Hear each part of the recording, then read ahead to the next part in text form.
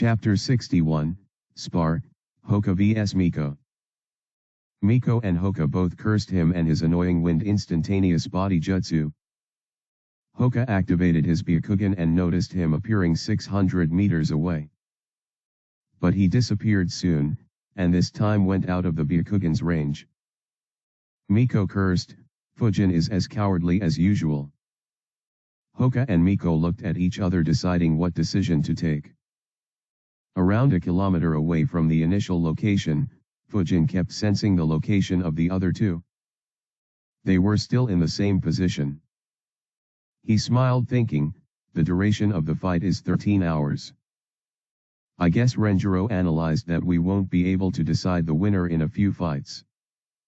So the winner will depend on who has the most amount of chakra. The best way for me would be to force multiple rounds so that all of us lose an equal amount of chakra. And I'll be able to win easily due to my larger reserves. Especially considering that Byakugan and Sharingan use a decent amount of chakra while being activated. But knowing these two, I have no doubt that they'll fight intensely, hee. Back at the starting position, Miko and Hoka were observing each other. Hoka was analyzing, so what do I do? Do I hide too until Fujin comes out? Or do we track Fujin first before fighting? Or should I try to beat her first and then beat Fujin? No, that'll be tough. Not to mention, Fujin loves to sneak attack. He won't miss the chance to attack when we are fighting. On the other hand, Miko too was having similar doubts. But compared to Hoka, she was a lot more arrogant. She dumped all the questions she had while deciding, I'll just defeat Hoka quickly before Fujin can act. In a 1v1 fight, I'll be able to defeat both of them with ease. Having made her decision, Miko activated her Sharingan and rushed toward Hoka. This broke Hoka out of his thoughts, and he prepared to fight. He cautioned himself, I have to avoid looking into her eyes. While I can break her genjutsu easily, it'll be tough to do so quickly enough. Miko flickered a few meters ahead of Hoka and rapidly made a few hand signs and launched a fireball jutsu on him. Hoka quickly moved out of the way, and then ran towards Miko with the intention of using Gentle Fist to close her chakra points. Miko quickly flickered out of range and launched shurikens on Hoka. Knowing that she uses strings on her shuriken, Hoka too threw his own shuriken, which collided with hers and deflected them. Miko used this opportunity to close the distance, and used fire release, for jutsu on Hoka. Hoka barely managed to dodge, but it raised past his shirt, burning it. A bit of the skin on the side of his abdomen was also burnt. He bore the pain and closed the distance. This time, Miko didn't back off and engaged him with her Uchiha Taijutsu style. Using her Sharingan, she ensured that she never got hit by his gentle fist. Instead, she tried to use her fire release, for jutsu on Hoka. However, Hoka noticed it every time and kept dodging it. All this time, Miko kept trying to put Hoka under genjutsu, but it never worked on Hoka. Hoka's Byakugan can determine when Miko is about to cast a genjutsu. So, whenever she prepares her genjutsu, Hoka avoided looking into her eyes and disrupted his own chakra slightly. This ensured that Miko never managed to cast a genjutsu on him. But this also distracted him, which allowed Miko to fight him equally in close combat. After a few minutes, however, Miko ended up having a lot of close calls, with Hoka almost hitting her several times. So she flickered backward. Hoka followed her, but she flickered again, starting a tag game. Miko's control over and skill with body flicker jutsu was much higher than Hoka's though. So she regained her advantage. Not able to keep up with Miko's flickers, Hoka gave up chasing her and stood his ground, knowing her arrogance, she'll come close to fight me anyways. So I don't need to chase her. Seeing that Hoka had stopped chasing her, she came close to him instead while weaving hand signs. However, unlike what Hoka predicted, she stayed at mid-range and uses Fire Dragon Jutsu. Not having anything to counter, he flickered away from the line of Fire Dragon. Finally sick of trying to engage her in close combat, Hoka used Stone Shuriken Jutsu. The jutsu surprised Miko, but thanks to her Sharingan, she was able to dodge or block all of them. Unfortunately for her, she overlooked Hoka, who using this time, appeared right in front of her and stabbed 2 fingers toward her. Seeing that, Miko freaked out a little. Damn, I have to block. In a hurry, she put her arm in between, and Hoka hit a chakra point on her arm. As soon as her arm gets hit, she flickered away. Hoka expected her to return, but instead, she just ran away, surprising Hoka. Never thought she'll run away. He waited there for a few seconds thinking, both my opponents ran away. So shouldn't I be the winner? He then sighed, unfortunately, the next step will depend on Fujin. I and Miko are finally far away from each other, and tired from a battle. Even injured. So the question is, who will he attack? Around a kilometer from where the fighting was happening, Fujin kept sensing their chakras throughout their clash. When they kept fighting, he really wished that he had some popcorn and a TV to watch the fight. Unfortunately, he had to stay hidden long away. The fight continued for over 7 minutes, before he sensed Miko's chakra signature going far away from Hoka. Chapter 62, Fujin's Decision. Fujin concluded, oh, so Miko lost and ran away? Who's the coward now? Anyways, whom to attack? Since Miko ran away, it's safe to assume that she's injured. Most likely Hoka managed to block some of her chakra points. Maybe 1 or 2. Any more, and Hoka wouldn't have given her any chance to run away. Hoka too was thinking at the same time, Fujin will most probably target Miko, as she's the one who ran away. I should be ready to hit him after he fights her for some time. Miko sat while resting against a tree after retreating to the opposite end of the training ground.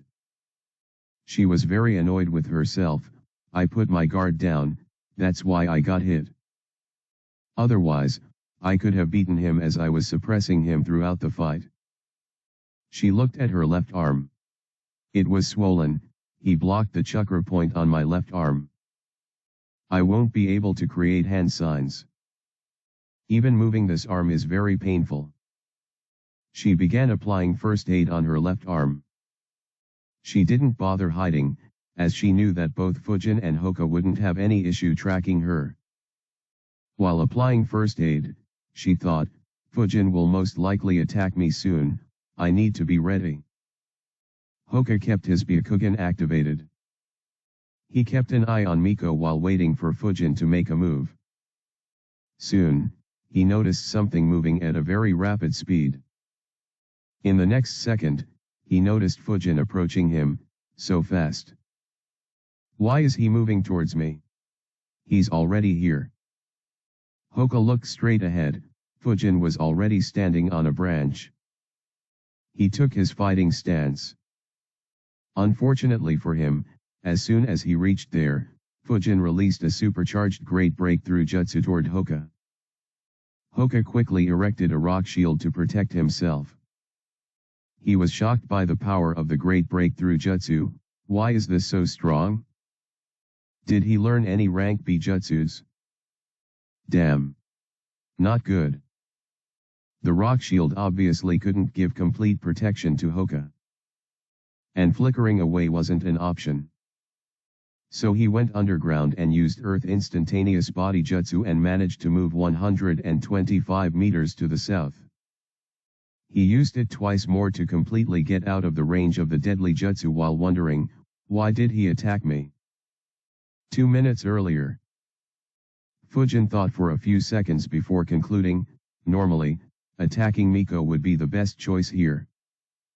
Except that there could be an issue. Miko, though smarter than Hoka when it comes to tactics, is just way too arrogant. Hoka, on the other hand, will most likely move to help Miko and prevent me from defeating her when she's injured. Even if he doesn't, his Byakugan will provide him with all the info, and he'll have the initiative of attacking or being a spectator. So that means my target should be. Having concluded, he quickly used Wind Instantaneous Body Jutsu to approach Hoka. Though Hoka ran underground, Fujin had no trouble sensing him. He followed him with body flicker. Hoka too could see that Fujin was following him as expected, he can track me with ease. I need to get out and engage him in close combat. I don't think he can use that strong jutsu again.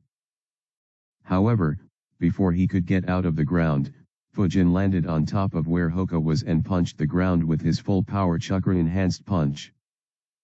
Since Hoka sensed Fujin building up chakra, he didn't completely get out of the ground. However, how could he have imagined that Fujin would punch the ground? The impact created a shockwave that traveled through the ground toward where Hoka was. While the shockwave was harmless, it caused the entire underground to become a mess. The random movement of the ground hit Hoka many times while he was underground, even injuring him. He tried using Earth Instantaneous Body Jutsu again, but as the underground was a mess, he couldn't perform it. As a last effort, he hardened the walls next to him by using a rock shield. It provided him with some cover, but he was already injured. His right elbow and shoulder had taken hits. Many rocks also hit his chest, abdomen, and his back. Later, even despite the protection of the rock shields, his left ankle got injured, rather badly. Finally, the tremors died down and Hoka managed to get above the ground. That's exactly where Fujin was, but unfortunately, he didn't have a choice. As soon as he got out of the ground, a kunai was placed at the back of his neck. He saw Fujin standing in front of him. He said, "Give up. You've lost." Hoka unwillingly accepted his loss. "I give up." As soon as he said that, Fujin's wind clone dispersed himself. The fight only took 2 attacks. One great breakthrough jutsu and 1 punch. Miko noticed the winds blowing and heard a big noise when Fujin punched the ground. Unfortunately, she was too far away to understand what was happening. She wondered, are Fujin and Hoka fighting? Should I go and check? No, I'm injured, let me wait for a bit. The chakra point will open up soon. As soon as Hoka gave up, Fujin flickered away toward Miko. He noticed that Miko was now standing in a spot with no trees around. Not bad. She knows that hiding is pointless. So she stayed in open ground to not give any chance to sneak attack. Actually, I can still sneak up on her from behind. But, I'm pretty sure that she has deliberately left this opening. The area around her should be full of traps. Having figured out her tactic, Fujin began making wind clones. 20 wind clones appeared around Fujin. Fujin then suppressed his chakra and hid behind a tree. His wind clones dispersed through the forest, surrounding Miko from all sides while still hiding. One clone moved to a path that allowed him to sneak up on her. En route, the clone noticed that there were a lot of strings on the ground. He smirked, having guessed right. Chapter 63, Fire Release, Aerial Explosion Jutsu. Fujin's wind clone tried flickering behind her quickly while avoiding all traps, but Miko realized it and quickly turned around. When she did, Fujin's clone noticed that Miko was holding 2 strings in her right hand. Seeing Fujin heading toward her, Miko smirked, "I knew it." She flickered behind while releasing the strings. As soon as those strings went slack, a couple of dozen shurikens rained toward Fujin's clone. At the same time, Miko activated her Sharingan and observed Fujin. She frowned on noticing that Fujin's chakra amount was very low, a wind clone. This guy never fights head-on. Fujin's clone dodged the shurikens with ease and chased after Miko while forming wind explosion jutsu and launching them at her.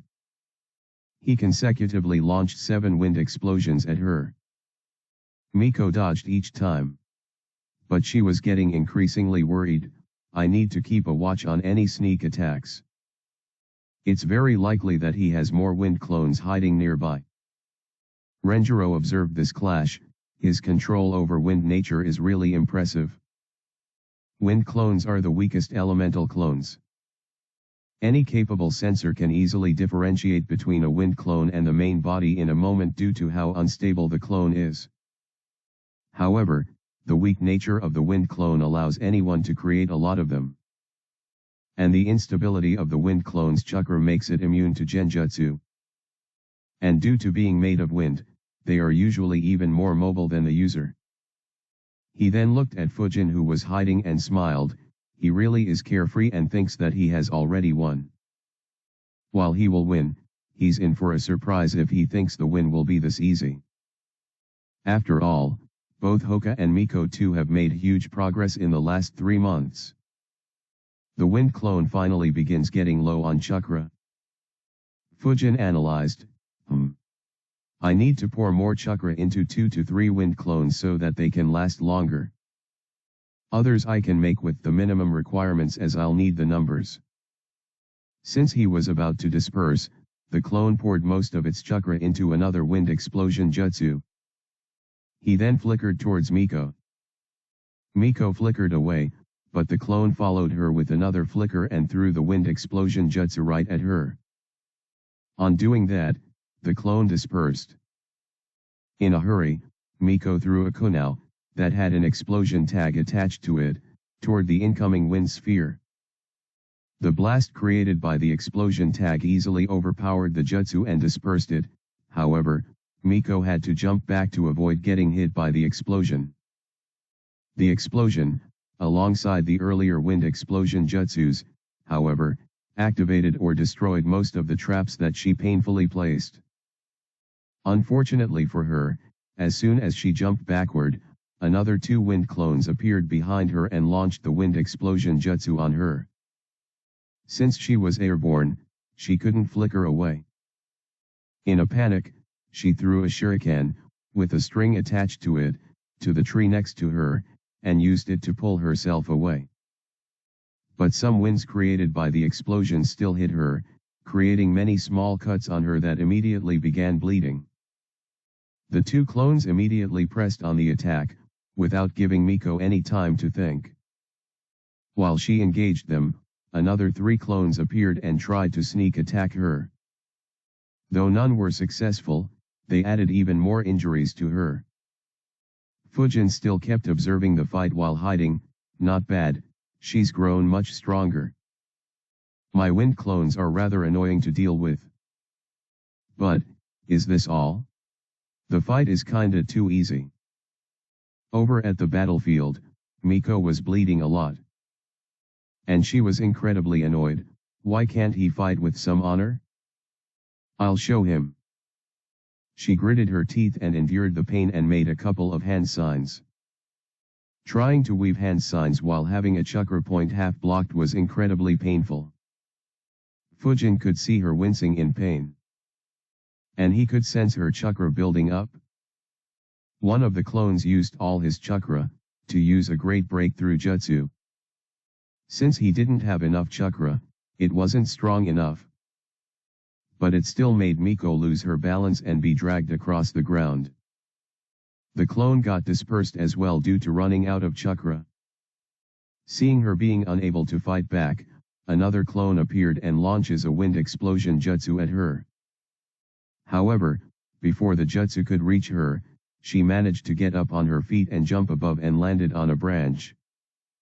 She said, "Fire release, aerial explosion jutsu." Hearing the word explosion, Fujin's clones got on guard. However, no explosion occurred. Where's the explosion? Only a breeze passed through the area once. Realizing that something was off, they immediately begin sensing Miko. Soon the clones, as well as Fujin, notice that some sort of gas seems to have been released by Miko. And it was spreading throughout the forest at a very fast speed.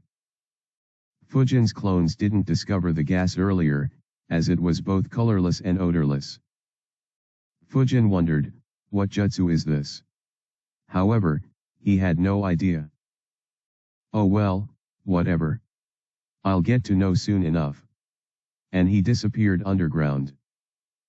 In around 10 seconds, the gas spread in a 60-meter radius around Miko. All of Fujin's clones were in this area. Not knowing what to expect, the 5 to 6 clones who have already exposed themselves continue their attack. Seeing the clones running towards her, Miko smirked and stated, "Let's see where your main body is hiding now." As soon as she said that, she spit out a small fire. That fire ignited the gas, causing it to rapidly expand and generate strong outward winds. The winds carried the gas up to 100 meters around Miko and soon the whole area exploded. The ignition flame destroyed all 18 of Fujin's wind clones. It set fire to each and every tree in that area. And the fire seemed to be spreading further. Both Fujin and Hoka were left dumbfounded by the destruction. Chapter 64, Winner Miko? Fujin was shocked at what he was sensing. What the fuck? All my clones were destroyed. Which jutsu is this? Hoka too was stunned by the destruction. When did Miko get so strong? He quickly calmed himself and analyzed more, but, this jutsu shouldn't work on me as my Byakugan will notice the gas being released even if it is colorless. So I can just move out of the range. Fujin calmed himself down as well and observed the jutsu further. The heat generated from the explosion seems to have already dispersed. It's just that there were trees around which got burned. So if I were to take this hit head on, it won't kill me. Though I'll be badly burnt. The wind clones are just too brittle. So they all were dispersed by the jutsu. While hiding underground, Fujin analyzed a bit more and sighed, I have never seen or heard about this jutsu. It was likely taught to her by the clan. I really shouldn't look down on any jutsu that wasn't used in the series. This world has way more jutsus, which are extremely lethal if used properly. Especially when I have no idea about these jutsus. Though the destruction caused by this jutsu is impressive, I can easily nullify it with even just a breakthrough jutsu by blowing the gas away. But I just didn't have any idea about this jutsu, which resulted in my clones getting wrecked. I wonder if she yelled the name of her jutsu purposefully. Renjiro nodded and smiled, seeing Miko counterattack successfully even when being in such a disadvantageous position. This performance by her is very good. I did expect her to retaliate but didn't think it'd be this successful. Fujin found the battle to be too easy, and hence let his guard down and played around instead of focusing entirely on defeating her quickly. This provided Miko with a window of opportunity to use this move. He then looked at the spot where Fujin was hiding underground and a complicated expression appeared on his face. He is just way too careful. Though he did drop his guard slightly, he was always extremely safe. While this is good and will ensure that he stays alive, he's missing out on opportunities to gain crucial experiences. After all, if he never faces a crunch situation while sparring, and if he suddenly faces one during a mission, he'll find it very difficult to stay alive. Unfortunately, I can't get him to be more proactive during spars. I hope that this doesn't end up causing him any serious loss. After using the jutsu, Miko dropped to her knees. The jutsu took a major portion of her chakra. And she had to use fireproof jutsu to protect herself from being burned as well. So her chakra level had dropped a lot. Fujin didn't miss this fact. So he created a shadow clone with roughly 60% of his remaining chakra. The clone exited the ground and confirmed that the gas had already dispersed. The clone then made 5 wind clones. They dispersed and approached Miko from all sides, while the shadow clone went back underground. The first wind clone reached where Miko was and looked at her. Her chakra reserves had dropped very low and her whole body was covered in small wounds, many of which were bleeding. She looked back with her Sharingan and observed that it was another wind clone. Fujin's wind clone said, "Give up. You are too injured to continue." Miko snorted and shouted back, as if I'll give up against someone too scared of showing his own face. Fujin's clone chuckled, "Even if I just hide from you, you'll end up losing consciousness due to exhaustion and perhaps even blood loss." Miko smirked and taunted, "I already destroyed all your clones once. I'll do it again until you are forced to fight me yourself." Saying that, she began making the hand signs again. But 4 more clones appeared around her, and all attacked her, disrupting her jutsu. Earlier, only Fujin's wind clone saw her hand signs, so he didn't know the hand signs she does for that jutsu. But it didn't matter, as he no longer wanted to give her any more opportunities. Miko tried her best to dodge, but was hit by winds caused by multiple winds caused by the wind explosion jutsu, and took a breakthrough jutsu head-on, resulting in her flying back for dozens of meters and falling on the ground. She yelled in pain while being cut and flung away. The forest was still burning, so Fujin's winds became very hot, which hurt her even more despite having a high resistance to fire. She tried getting up. "Arg, this hurts a lot. But I finally have some distance. I'll use it." She was about to use up all her chakra to use another aerial explosion jutsu, but her Sharingan noticed a chakra signature underground. Is he doing another sneak attack? Wait. His chakra is very high. Finally, he is attacking with his main body. I just need one chance, and I'll win. Her thoughts were cut by Fujin's arm appearing out of the ground. He grabbed her neck, while exiting the ground, and slammed her on the ground while strangling her neck with his right hand and pinning her to the ground. He looked at her and said, "You've lost, give up." But Miko smirked despite being in pain. In his moment of carelessness, Fujin looked straight into her eyes. Sharingan Genjutsu. At the very next moment, the scene changed for Fujin. The Miko he was grabbing transformed into flames and escaped his grasp. The burning trees around him began moving and walking toward him. Miko reformed her body in mid-air while laughing arrogantly, "You looked into my eyes." She laughed even more before saying, "It's my win, Fujin. No one can match an Uchiha in a fair fight." Chapter 65, Waterfall Jutsu. The burning ants exhaled flamethrowers on Fujin, but he just ignored the damage. He looked at Miko and sighed, "You really need to know when to give up." In the real world, Fujin's wind clones chuckled when they saw Miko using genjutsu on his shadow clone. One of them softly said, "Defend her, sensei." He used up all his chakra to create a wind gale wolf, which pounced on the shadow clone and dispersed it. His claw continued towards Miko's abdomen when Renjiro flickered in and dispersed the wolf. In the genjutsu world, as soon as Fujin's shadow clone said that, he disappeared due to being destroyed in the real world. Not understanding what was happening, she broke her genjutsu and saw her sensei standing next to her, with 3 of Fujin's clones still watching her.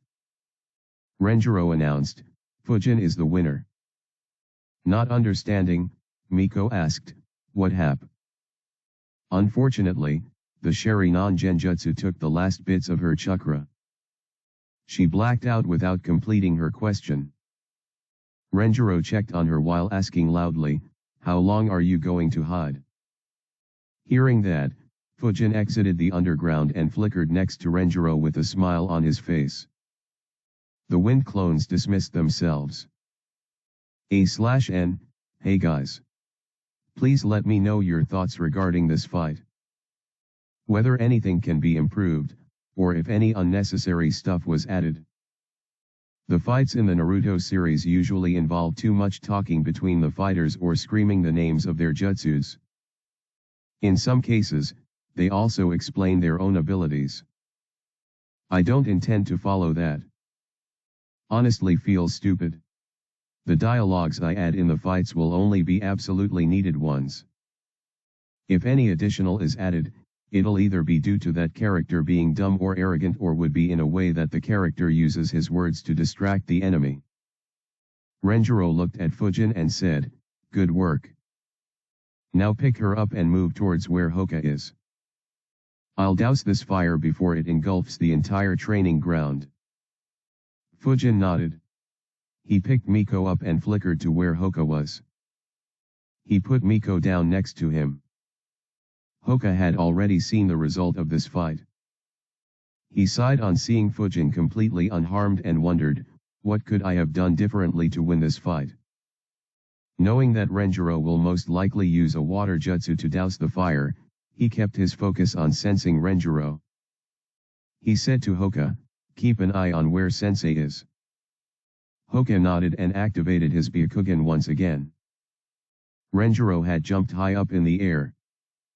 He was almost 100 meters high in the air. And at that time, he began building up his chakra. Fujin and Hoka were both shocked by the amount of chakra gathered by Renjiro. Fujin swallowed his saliva. What chakra? Elite Jounin indeed.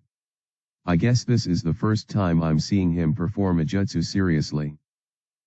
At 100 meters up in the air, Renjiro made a hand sign.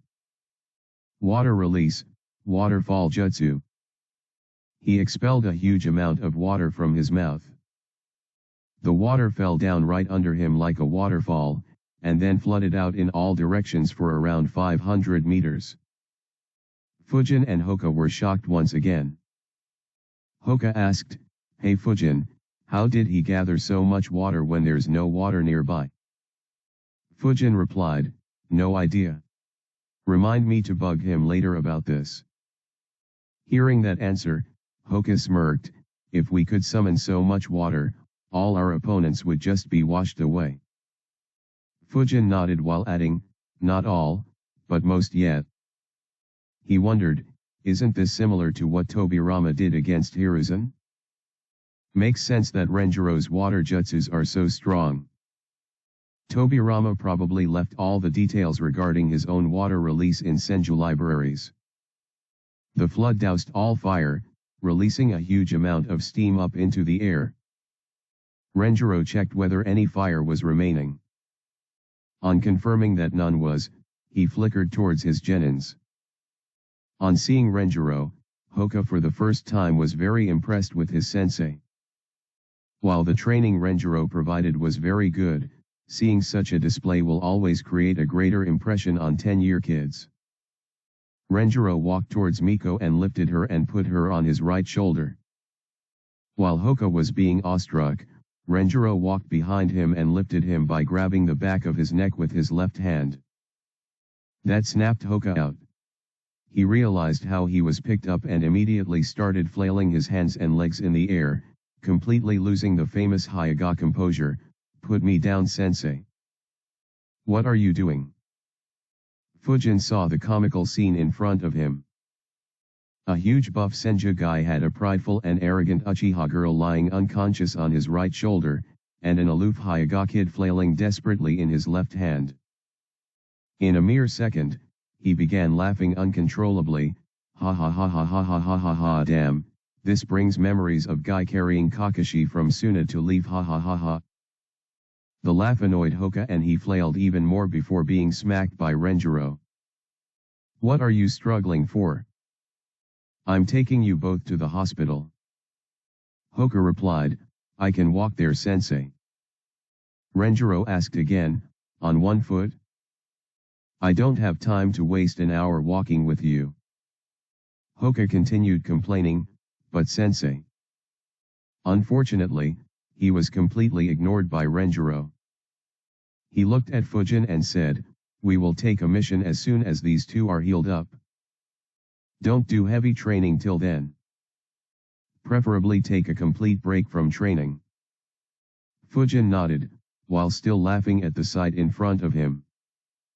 Renjiro was about to leave, but he suddenly recalled a certain memory. He looked at Fujin and said, "The reward of rank A jutsu is what I'm awarding you, and not the village or Senju clan. So you can only ask for a jutsu that I know or can easily get." This suddenly put an end to Fujin's laugh. However, before he could complain, Renjiro had already flickered away. Fujin muttered internally, "Smart bastard." While traveling to the hospital, Renjiro sighed in relief, "Good thing that I cleared this up. So later on he can't pester me." This brat asked the third for swords worth tens of millions of ryo. Who knows which jutsu he'd have asked me if I didn't clear this up.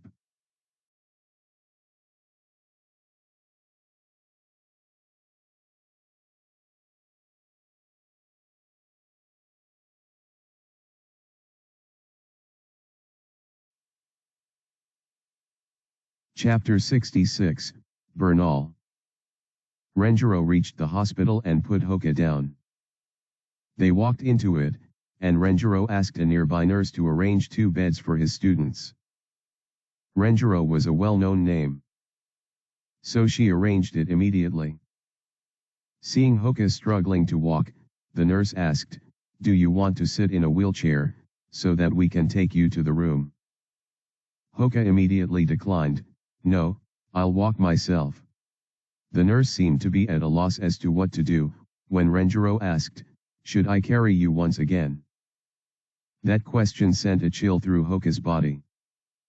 He reluctantly said, "I'll sit in the wheelchair." On reaching the room, Renjiro laid down Miko on a bed. Hoka took the bed next to hers. Renjiro asked the nurse, "Check if any medical ninja is available. Send anyone who knows mystical palm jutsu here."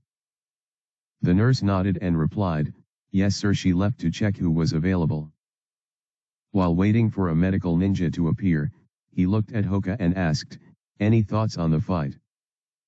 Hoka sighed and replied, "We lost it the moment we decided to fight against each other instead of chasing after Fujin. At the very least, we should have stopped before one of us got injured. That way we could have still been able to fight. Another issue was the lack of information. Fujin's 2 attacks surprised and overwhelmed me too much. If I had prior knowledge regarding it, I could have fought equally against him." Renjiro nodded and commented, "It should also be a lesson for you, who are too obsessed with taijutsu." Both Fujin and Miko worked on ninjutsu that can cause large-scale destruction. If they get an opportunity to use the jutsu when the opponent has their guard down, it becomes an easy win for them. You, on the other hand, will first have to reduce the gap between yourself and your opponent and then hit him to get an advantage. While not bad, it leaves you at a huge disadvantage against ninjas who can fight from range. I understand your obsession with taijutsu.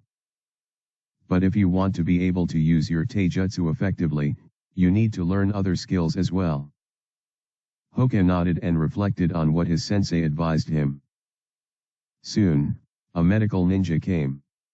She healed Miko and Hoka. Miko had a lot of small cuts and bruises. However, none were serious. They were all healed easily. But Miko kept sleeping due to the chakra exhaustion. Hoka on the other hand had a slightly serious injury to his left ankle. She healed him entirely as well but advised him to rest for 2 days and not put any stress on his left ankle. After the procedures were done, Renjiro left. He gave a message to Hoka's and Miko's families informing them about their kids, and to Fujin, that he'll have a 3-day break at least. A few hours later, Miko woke up. She was surprised at seeing herself in the hospital, with her mother sitting next to her and Hoka in the adjacent bed. Their family members bugged them for quite some time before they finally stopped bothering them. When there was no one else in the room, Hoka asked, "Miko, what was that jutsu you used?" The question brought back memories of her horrible defeat and turned her mood down once again. She replied, "It's a secret jutsu of our Uchiha clan. Fire release, aerial explosion jutsu.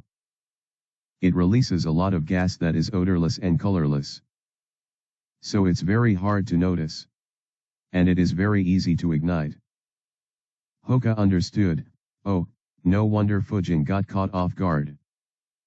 Miko smirked and agreed, "Yeah. This jutsu has the drawback of needing a few seconds for the gas to spread to have maximum effectiveness. That's why I yelled the name of the jutsu so that his clones would get on guard and not attack recklessly, giving me the time I needed." Hoka nodded, "Nice tactic. Too bad that it only hit his clones." Hearing that, a scowl once again formed on her face. She said, "My plan was to secretly use this jutsu while we three were engaged in close combat. That way you both would have been hit by it and I would have won easily." She gritted her teeth. "I never imagined that Fujin would fight so shamelessly and never appear in front of me at all. Even when I taunted him, he still kept hiding. Damn, this is so frustrating." Seeing her reaction, Hoka laughed, "Yeah, I agree. Next time, let's not fight each other much until we can engage with Fujin." Miko sighed and agreed. It was tough for her to agree to this due to her pride. But unfortunately, there wasn't any other way. Yakiniku Restaurant. Unlike his two teammates, Fujin spent the day eating in his favorite restaurants and taking a well-deserved break. Earlier, when Renjiro tracked him to inform him about his teammates, he saw Fujin at Ichiraku, eating without a care in the world. Seeing him eat so relaxingly after beating up his teammates made Renjiro sweat a bit. But he didn't comment. The next morning, Fujin wondered, should I go to check on those two? He thought for a bit before concluding, well, they are my teammates. And I was the one who injured them, so I should go and check on them. After freshening up and doing some light stretching, he began moving toward the hospital. But suddenly he stopped. Wait. When visiting people in hospitals, isn't it tradition to get something for them? Yeah, that used to be the tradition in my previous life. Even in the Naruto series, I recall many carrying flowers or fruits while visiting patients. Yeah, let's carry a gift for both. He then fell into another dilemma, so, what do I get for them? Flowers kinda seem like a waste. Fruits are kinda too cliché. I'm sure their family members have already brought a lot of fruit. What should I get? And then it suddenly hit him, I know. I should get a burnall for both of them. Ha ha ha. Chapter 67, Scary Mom. He flickered to get a couple of gifts for both his teammates. And then flickered to the hospital and inquired about the room they were in. He quickly found their room and entered it. Both of them were up. Hoka's left leg seemed to be plastered. He had a few more bandages on him. Miko, on the other hand, was put in enough bandages that one could easily mistake her for a mummy. As soon as Fujin entered, they both gave Fujin the stink eye. Seeing their childish reactions, Fujin couldn't help but smile. I really should have brought them burnall, haha. Seeing that neither of them wanted to talk first, he greeted them, hey guys. How are you doing? Both of them snorted and looked away. Fujin sighed loudly and said, after I went through all the trouble of getting you something. Oh well, I guess I'll just eat it myself. That attracted their attention. They saw a pack of cookies and a set of dango in Fujin's outstretched hands. In under a second, Hoka snatched the cookies, while Miko snatched the dango. They both began eating it right away. While they were eating, Fujin tilted his head while looking at Miko and asked, shouldn't you check whether they are real or just clones first? That pushed Miko over the edge. She instantly got up and yelled, bastard. The next time I'll beat you up. Wait, no need for next time, I'll beat you up right now. Stating that, she got off her bed.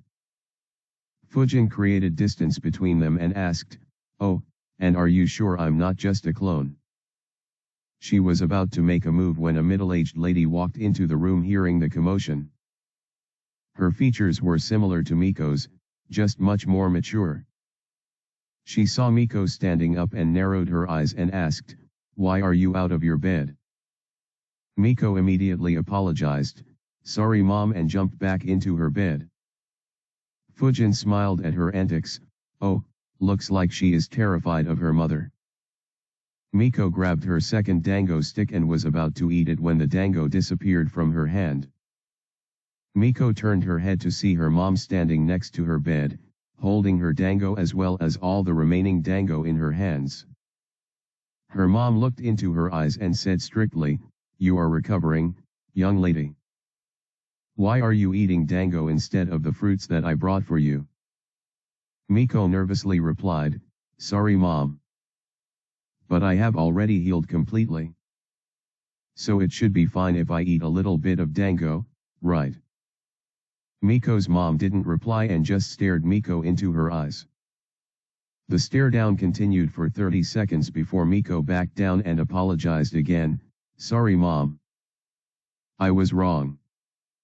Her mother sighed, and then began giving her a long lecture. Fujin's eye twitched at this interaction. He was thoroughly amused by this interaction. She spoke thrice. All 3 times she started with sorry mom. This is funny. Hoka had already seen how strict Miko's mother was on the day before. However, instead of finding the situation amusing and laughing secretly, he first stuffed all the cookies in his mouth and gulped them down rapidly. Miko's mom noticed this and stared at him as well. However, he never looked at her and kept looking outside the window. She continued her lecture and lectured Miko for 5 minutes straight. During these 5 minutes, Hoka kept awkwardly staring in another direction, while Fujin awkwardly stood next to him. Miko meanwhile, looked down at the bed the whole time, while trying not to cry at the injustice she was facing. First that irritating guy appeared and teased me. He did make it up by bringing me my favorite dango, but he taunted me once again. And then, my own mother took those dango away. Not to mention, she's also lecturing me in front of my teammates. After lecturing her, she looked at Fujin and said in a straight voice while staring at him, Fujin-kun, you first beat my little girl, and then you brought her dango to eat? Now Fujin became alert, is she going to lecture me as well? He quickly replied, sorry auntie. Sensei said that she was already healed yesterday. So I didn't think it'd be an issue. Before she could reply, he looked at Hoka and Miko and said, I have some work to do with Sensei. I'll see you around later. Without waiting for anyone's response, he flickered out of the window. Hoka looked enviously at the window, at least he could run away. I'm stuck here. Miko, on the other hand, was too embarrassed to think about anything. Miko's mom was surprised. She said to her, your teammate can lie with a straight face without any embarrassment. You were right about him. Hearing that, Hoka looked toward Miko's mom and saw her staring at the empty pack that had his cookies. He screamed internally in horror, crap. Fujin was walking on the streets while thinking, well, that was awkward. No wonder she acts like a stuck-up bitch all the time. She probably spends all the time back home being embarrassed.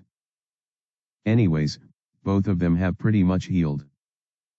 So we should start taking missions on the day after tomorrow. So how should I spend these 2 days? After thinking for a while, he sighed, other than training, I really haven't gotten any hobby in this world. Perhaps Fuinjutsu, but that too is a part of training. After thinking for a bit more, he had an amusing idea: should I recreate some of the famous manga or novels from the past world in here?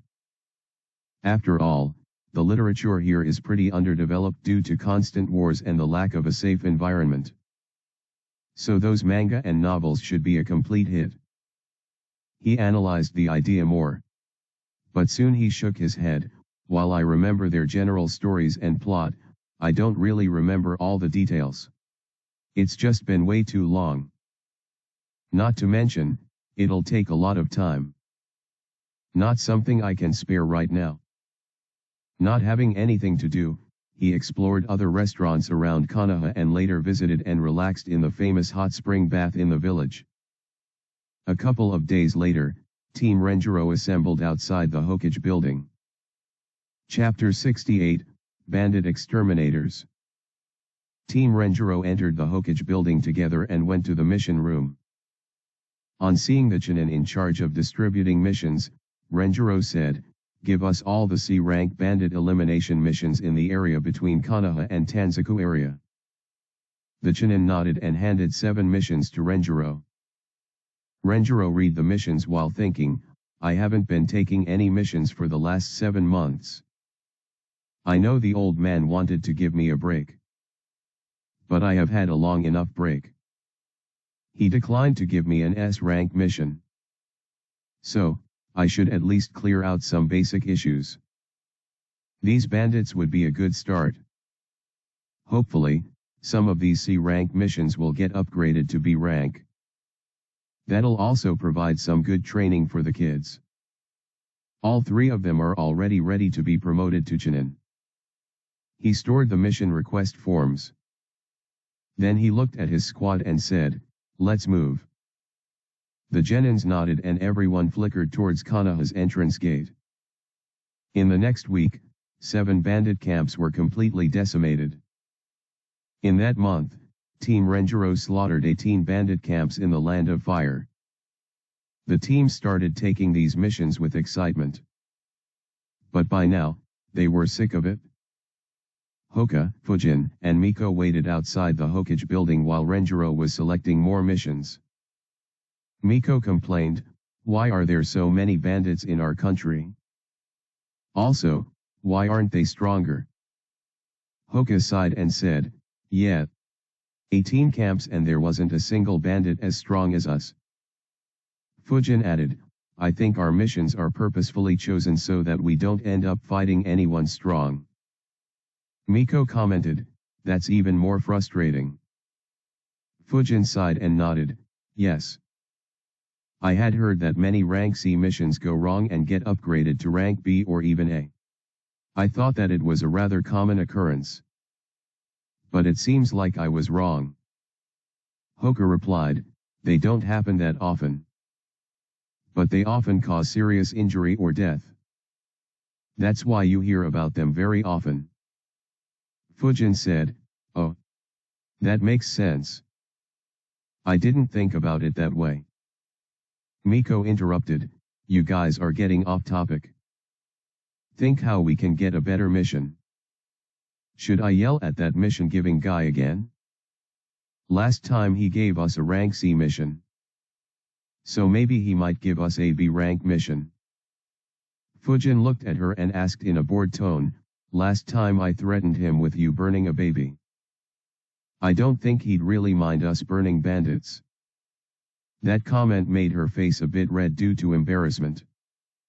They were about to talk more when Renjiro walked out of the building. He announced, "Today, we won't be taking a bandit hunting mission." Hearing that the team was excited, Miko asked quickly with a lot of expectations, "Can we do a B-rank mission, sensei?" Renjiro was amused by her question.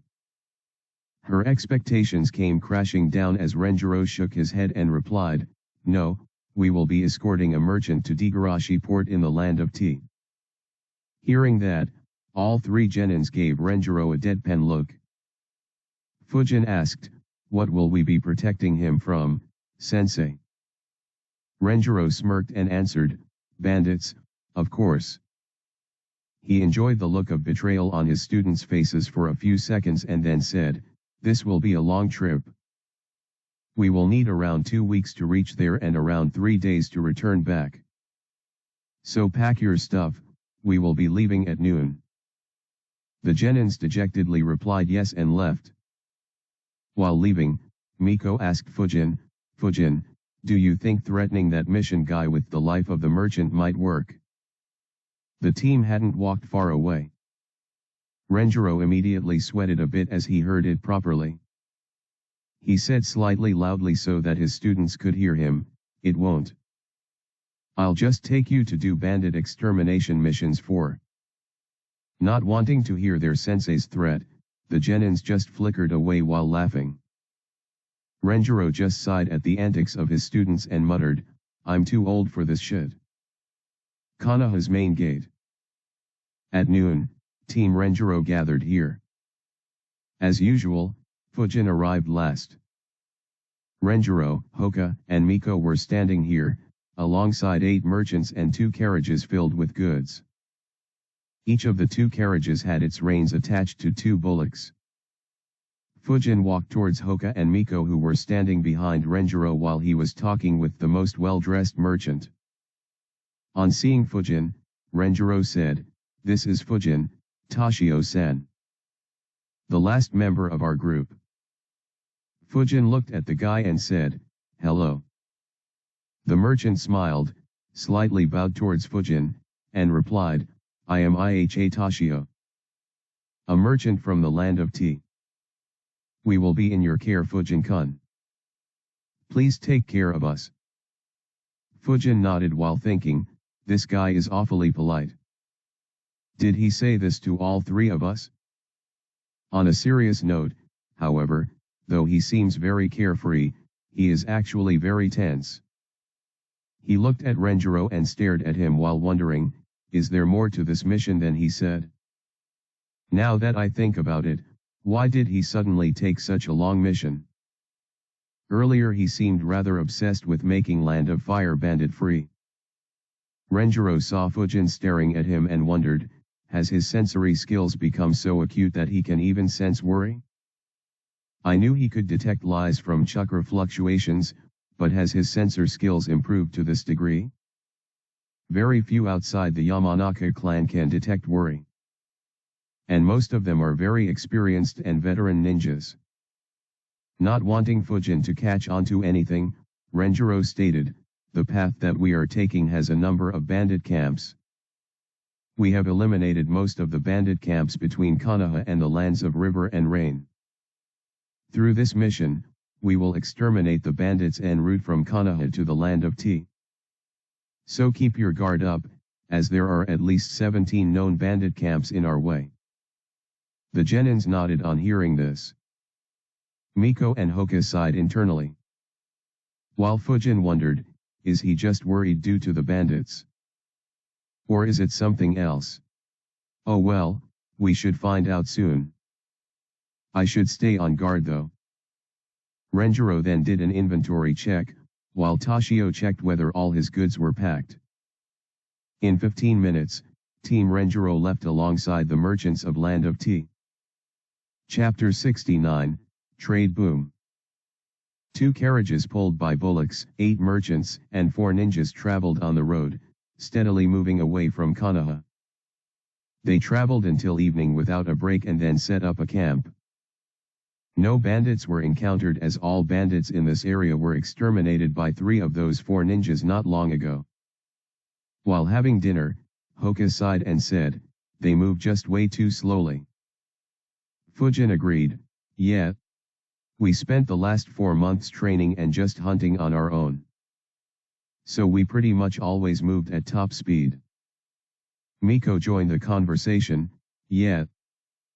At least this one is a bit faster than the previous one though. That last escort mission to the Land of Rivers had 12 carriages. And their wheels broke off so frequently. Hoka smirked and said, yeah. We remember how frustrated you were. Fujin added, yeah. I suspect the main reason Sensei kept standing next to the carriages at that time was that he was worried you'd burn them yourself. Haha. Hoka joined in the laughter, while Renjiro ignored their antics. Miko just snorted and ignored them. After dinner, Renjiro said, "We will begin moving tomorrow at 4 a.m. Tomorrow's traveling speed will be faster than today. Tonight, we will all keep watch turn by turn. Fujin, you are first. Wake Hoka up after 2 hours. After Hoka, it'll be Miko and last me." The genins nodded. Renjiro had a word with Toshio. Soon Hoka, Miko, Renjiro, and the merchants went to sleep. Fujin sat on a branch and began meditating. Soon, he could sense all chakra within a 1.2 kilometer radius. Fujin thought, "I haven't trained my ability to sense for months. Still, the improvement has been decent just due to the increase in my chakra reserves, chakra control, and regular spars. I should try and keep this on for 2 whole hours. Should be good training. I wonder if I'll last that long considering that my chakra reserves are full." Fujin stayed in that meditating position for the entire 2 hours. During this time, he used all his sensing skills to examine the merchants and their goods but found nothing unusual. He had to keep changing the range of his sensory field between 600 meters and 1.2 kilometers for optimal chakra management, but he managed to last the 2 whole hours without any issues. He still had around 60% of his chakra left. He woke up Hoka and went to sleep. The group traveled for 4 days in this manner without any issues. On the 5th day, around 9 a.m. in the morning, the group was surrounded by bandits, who were hiding behind the trees or on them. All 4 ninjas noticed the bandits but didn't react. Fujin softly asked, "So who gets them?" Hoka immediately replied, "I want them. I haven't fought or trained for 4 days straight." Miko however argued, "Neither have I. And as you know, ladies first." Hoka commented, "You are just a little girl. Say that when you become a lady." That immediately infuriated her. She shouted back, "Why yo?" However, Renjiro interrupted her, "Quiet down." Miko shut up and looked at Hoka angrily. Renjiro stated, "All 3 of you will take them on. I won't help you guys, but do remember that you also have to protect the goods." Fujin asked, "Should we just kill them, or also find and destroy their camp?" Renjiro answered, "Both of course. But only for this group. Every time a bandit group attacks, you'll take permission from me before attacking their camp." The 3 nodded. Hoka looked at Fujin and asked, "Where to check?" Fujin replied, 700 meters northwest. And 900 meters east. Hoka activated his Byakugan and checked, 900 meters east is just a few normal homes. The camp is at 700 meters northwest. Fujin asked Renjiro, "Sensei, will you be protecting the goods when we attack the camp, or should we defend it then as well?" Renjiro replied, "After you eliminate the bandits here, all 3 of you can go." Fujin replied, "All right, let's begin then." All 3 moved at a high speed, which made it look like all of them had disappeared. Both, the merchants and the bandits, who were keeping an eye out secretly, were shocked. In under a minute, all the bandits surrounding the group were dead. A few dead bodies or even heads fell down from trees next to merchants. Surprisingly or unsurprisingly, they didn't freak out as they had seen similar scenes multiple times in the past. Though they were surprised to know that the killers were 3 innocent and sweet 9 to 10 years old kids. The genins then flickered towards the bandit camp and eliminated everyone in there as well. They killed 2 more bandits who were at another spot in the forest, completing the bandit elimination submission in under 5 minutes. The group continued on its way. Over the next 8 days, 14 bandit camps were eliminated. The trio wondered whether they'd get a bandit exterminator nickname back in Konoha. Unknown to them, their team was already known by that name among the Chunins who distributed missions. By now, the swift and brutal one-month campaign of Team Renjiro around Konoha to exterminate bandits was well spread. Many bandit groups had moved away from Konoha. A few even began leaving the Land of Fire entirely and continued their banditry in the weaker neighboring countries such as the Land of Rivers, Land of Grass, Land of Rain, and Land of Rice. This time, it was the turn of the bandits on this route to suffer. In under a month, the bandits close by would get the news of the slaughter. Some would visit to check if something did happen. And they would see the gore and would end up either quitting banditry or moving away and making trading easier for Konoha.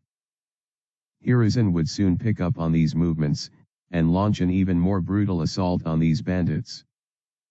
This would not only boost Land of Fire's economy due to increased trading, but also improve Konoha ninjas' reputation, and get them more jobs that would require lesser effort to complete. Konoha would also receive more funds from the daimyo of Land of Fire due to this act. And it'll prove to be a huge aid for Konoha to recover from the losses of the Third Great Ninja War. Especially over the next 3 years when more than 1,000 genins will join the reserve force and a few hundred will begin training under a sensei. Of course, the loss of jounins due to Kyuubi's assault won't be overcome for almost a decade. And even more importantly, while the recovery was in progress, Konoha would end up losing their strongest clan to internal friction. Chapter 70, Schemes in the Darkness. Team Renjiro and the merchants from the Land of Tea were traveling for the 13th day. Toshio said, "We should enter the Land of Tea by evening. We will need another 2 days to reach the port though." Renjiro nodded and said, "Keep an eye out." The genins obeyed. The group journeyed until noon when they came across an open field. They decided to take a break for lunch there. The field was about as big as a football field. And it was surrounded by dense forests on one side, and a hill on the other. Fujin and Hoka checked whether the area was safe, and didn't find anyone. While having lunch, Renjiro noticed something but didn't say anything. His students or the merchants didn't notice any change in his expressions. However, he was observing his students closely. Fujin, while eating lunch, activated his chakra field out of habit. When he did, he was shocked. Around 200 people had entered the forest and were around 600 to 900 meters away from them. They were moving rapidly towards them. Unlike Renjiro, Fujin's change in expression was easily noticed by Hoka and Miko. They became alert and looked at him. Fujin said, "Around 200 bandits have surrounded us and are closing in. 150 in the forest and 50 on the hill." Miko scowled, "More bandits." Fujin looked at Renjiro and said, "Not just bandits. Around 50 have high chakra. With maybe a dozen Chunin level and 2 Jounin level chakras." That shocked Hoka and Miko. They both looked at Renjiro. Renjiro was impressed with Fujin's alertness. He smiled and said, "Well, here's your B-rank mission." Or was supposed to be. "This looks more like rank A." He then got serious and commanded, "Prepare to deal with the bandits and genin level attackers. I'll deal with the stronger ones. Don't worry about the goods. Give main priority to your and your teammates' lives. And then to the lives of the merchants." The team nodded and got up. Seeing them get up, the merchants understood that there was an issue and got alert too. Toshio in particular became very worried. They all immediately got up and hid behind their carriages. 2 days earlier, 2 people stood and observed the open field in the middle of nowhere. Both of them were jounins. One of them was Wagarashi Tomio, who was from the rival family of the Wasabi family. The other was Tamanaha Norio, who was a rogue ninja from the land of rivers. He had a bounty of 5 million ryo. Wagarashi Tomio said, from the information that our spies sent, 5 escort teams were moving from Kanaha toward Digarashi port. One of them will be passing through here. When they do, they are bound to rest here. Tamanaha Norio asked, who is escorting them? Wagarashi Tomio replied, the weakest team. A genin squad. Tamanaha Norio was surprised, and then began laughing arrogantly, just genins. They'll be dead in no time. Wagarashi Tomio was annoyed by his arrogance. He warned him, don't underestimate them too much. They are led by Senju Renjiro, an elite jounin. The Senju clan has a strong relationship with the Wasabi family. So it's a possibility that they are trying to sneak him in with this team. Also, their genin team has a Byakugan user. So we will have to be very careful. Tamanaha Norio frowned upon hearing that. He thought for a bit and said, elite jounin will be tough to kill. The only way will be if he desperately defends the genins. As for Byakugan, I have a way. One of my men has a rat summon. He can use them to keep an eye out from a long distance. Once they have their guard down and rest, we can make a move. Wagarashi Tomio nodded. This plan was appropriate. They might not be able to kill Renjiro, but killing the merchants shouldn't be an issue. As his genins were about to engage in battle, Renjiro recalled his meeting with the Hokage before accepting this mission. Hokage's office, 2 weeks earlier. Renjiro entered the Hokage's office and saw the Hokage and another old man. Hiruzen said, Renjiro, meet Wasabi Daichi. Renjiro looked at the old man and asked, Wasabi? From the land of tea. The guy nodded and replied, yes, from the land of tea. Hiruzen continued, there's a power struggle in the dark in the land of tea. There appears to be a scheme in the works against the Wasabi family, and maybe the daimyo as well. Renjiro analyzed the information and asked, the Wasabi family has had a good relationship with Konoha as well as with the Senju clan for decades. So do you want to help them? Hiruzen nodded, yes. Unfortunately, we can't as it is just a scheme. If we interfere, we will damage our relationship with the tea daimyo. Renjiro nodded, as he had already reached this conclusion. Hiruzen continued, Daichi here has an important position in the Wasabi family as he handles their finances and many important deals. So their opponents want to eliminate him. I want you to escort him along with your team. This surprised Renjiro. He asked, this seems to be a rather important mission. Why send genins? Hiruzen replied, their rival faction has a few hundred ninjas under them. Even if I send an Umbu team, they won't be able to protect him. The only way to protect him will be to send a larger team to protect him, but... Renjiro completed his sentence, but you can't do that as the tea daimyo won't like it. Hiruzen nodded and added, and if I were to send a huge force with him, the opponent won't attack, and stay hidden. So it won't accomplish much. So we will follow this tactic. First, we will split up the enemy forces. There are 5 routes from here to the land of tea. You'll take Wasabi Daichi with you while going on a rank C mission to escort merchants. You'll leave through the 5th route, as it's farthest from the sea and will prevent any interference from Kiri. Soon after, I'll send 3 Chunin squads on such escort teams along 3 other routes. Finally, a squad of Umbu will escort a decoy along the central path. They will send the majority of their forces against these decoys as they have the stronger teams assigned to them. This way, we will split their forces into 5 and have a legitimate reason to kill the ones attacking them. The other 4 teams will be allowed to retreat after killing as many of them as they can or engage in a hit-and-run tactic if they can. You, on the other hand, will need to move to Degarashi port at a fast speed, so that their remaining forces don't regroup and target you guys. Renjiro and the Hokage then discussed the strategy more and fine-tuned it and took action to implement it. Back to present. The bandits at the front were just around 100 meters from the edge of the open field. Hoka excitedly said, "Finally a good fight." Miko was also excited. Fujin, who was thinking, suddenly said, "Don't activate your Sharingan or Byakugan.